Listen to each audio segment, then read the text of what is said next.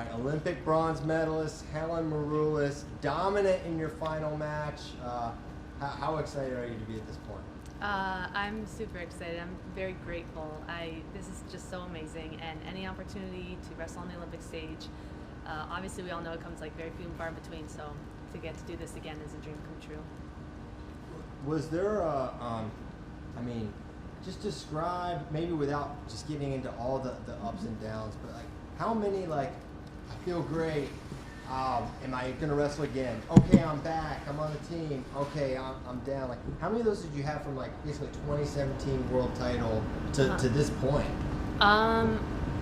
Like, I was admitted into a mental hospital twice, so once in 2018 and exactly 2 years ago on August 7th on my dad's birthday in 2019.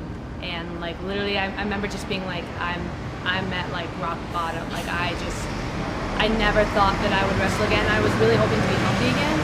So to be here now and to be so healthy, so healed, and to just wrestle the way that I did, which is just what I wanted, right? Like, yeah, I wanted to win and dominate, but I really wanted to get that part of me back where I just loved wrestling and could just go out there and like just let it all go. So it's a dream come true.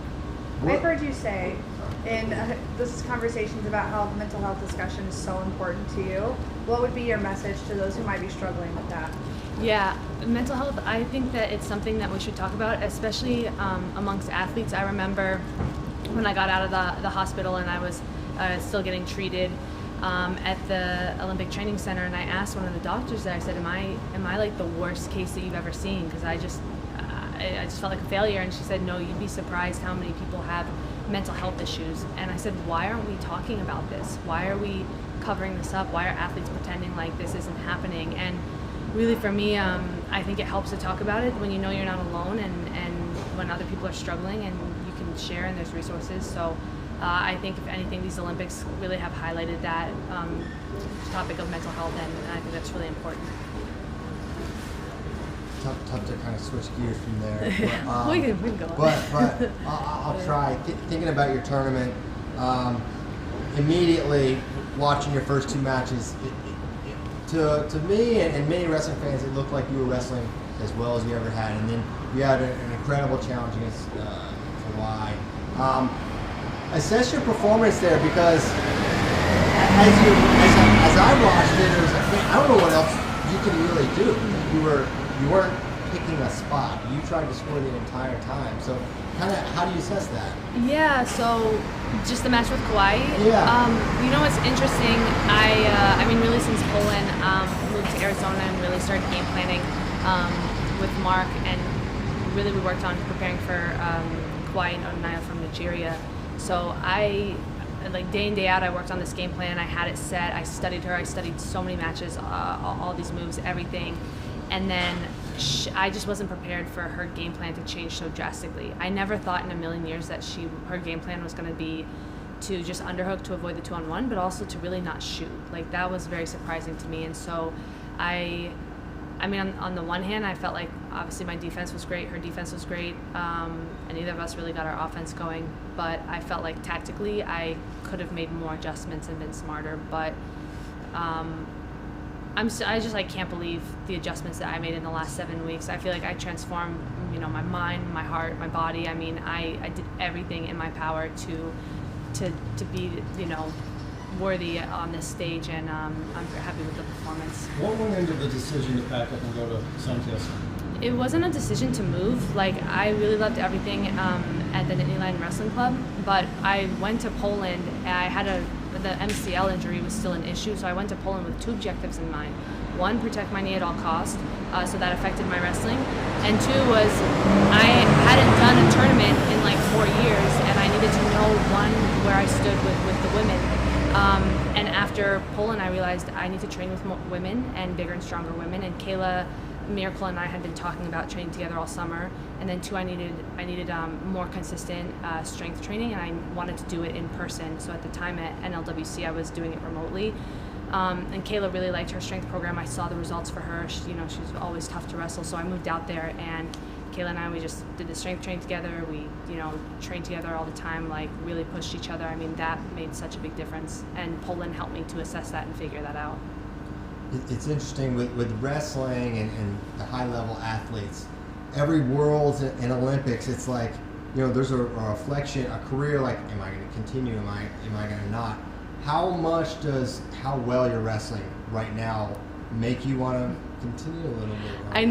I know. Like 3 days ago, I was like, I'm probably done after this, and I think that's why I wrestled so well. I just remember the night before the competition, I'm like, if this is my last tournament ever, I want to be proud of how I wrestled. I want to go out there and enjoy it. So I think that definitely helped. And then just being able to tap into like kind of my old mentality and just wrestle great. Like exactly, I'm like, I don't want to stop. I love it. Like I loved being on the mat. I loved it. It was such an amazing feeling. I'm probing for the future. I know you probably don't want to talk about it. You should definitely enjoy this, but man, you're on the team. So are you thinking Norway? Yeah, Awesome. I am. I was gonna say I'll take it day by day, but as of right now, yes, I'm committed. Wonderful. How encouraging is it? You changed weights from your Olympic weight. You went up, what is it, 4 kilos, I guess, right? Mm-hmm. How much more enjoyable was it without the cut, without all that stuff? So much more enjoyable. It was way better. I mean, I think I guess I exchanged a miserable weight cut for like miserable injuries being played with, but still not having to cut weight and being able to just eat and enjoy life, makes it way better. Yeah. And is that just extra encouragement? It's like, I didn't need to be, not that 53 wasn't the right way for you, but Yeah. I don't have to do that to beat the best. You can clearly beat Kawhi. Yeah. No, I remember when I wrestled in Poland, I felt like so frail, and I felt like the girls just seemed to be so much bigger than me. And even the Ukrainian girl that I wrestled the second match, she beat me 8-2 in Poland, and she like ragdolled me. I mean, everyone I wrestled that day did. So I was like, man, am I not big enough for the weight class? And just moved to Arizona and did this training program with Neuroforce One and did everything in my power to get big. And when I got to weigh-ins here in Tokyo, I remember thinking, oh my gosh, like no one's bigger than me. Like I don't feel scrawny, or I don't feel too small for the weight. So it's a good fit. So one thing I've heard you kind of refer to is sort of some of the self-doubt and this questioning you have, and I think for most people, for me, I think this is one of the most accomplished wrestlers ever, certainly one of the best in United States history. How do you explain that Helen Maroulis has doubts and frequently? God, I wish I could explain it to myself so I could figure it out and fix it and never have to deal with it ever again. But no, in Rio, I remember I really thought like I wasn't going to make weight, and that scared me the most because I didn't want to take the spot from someone else, and that was my biggest fear. And then actually kind of here, one of the things I haven't accomplished yet that I would like to is a team gold, and I felt like we had the team to do it. I feel like we still have the team to do it. And I really felt like, oh my gosh, everyone looks amazing. I feel like we might get 5 golds, and I don't want to be the person on the team that like doesn't get it done or doesn't do a good job. So that was actually like a really big fear this time around. And dealing with doubts, I think you just know yourself as a person, and when you know yourself, you'll figure out, okay, I guess how to address it, right? So I know I have people that I talk to, I have mentors. I know when I'm like, sometimes I gotta talk to myself and just take a chill pill or whatever. You've been making teams for a very long time. The level of success for the team is just improving every single year, it seems. Contrast this team, how well they're doing. We got Sarah yet to go.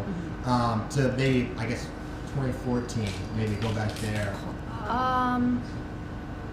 Well, in 2014, I was younger, and we still had we had a lot of great women that I looked up to.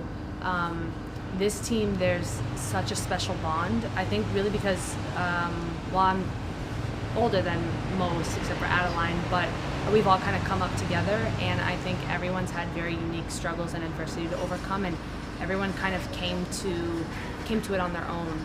And I think we've like all just fought our way to get here together. So it's special. You can see the level of wrestling improve. I mean, in 2014, I think Sarah, Jakara, and Kayla and I were all in the same weight class, and and they're some beasts right now. Like Sarah, even at 50 kilos, is freaking tough to wrestle, and man, like she's not easy to score on at all. So it's just so cool to like just grow with everyone. Well, really appreciate your time, Helen. Congratulations. Enjoy the win. You made USA proud. Thanks.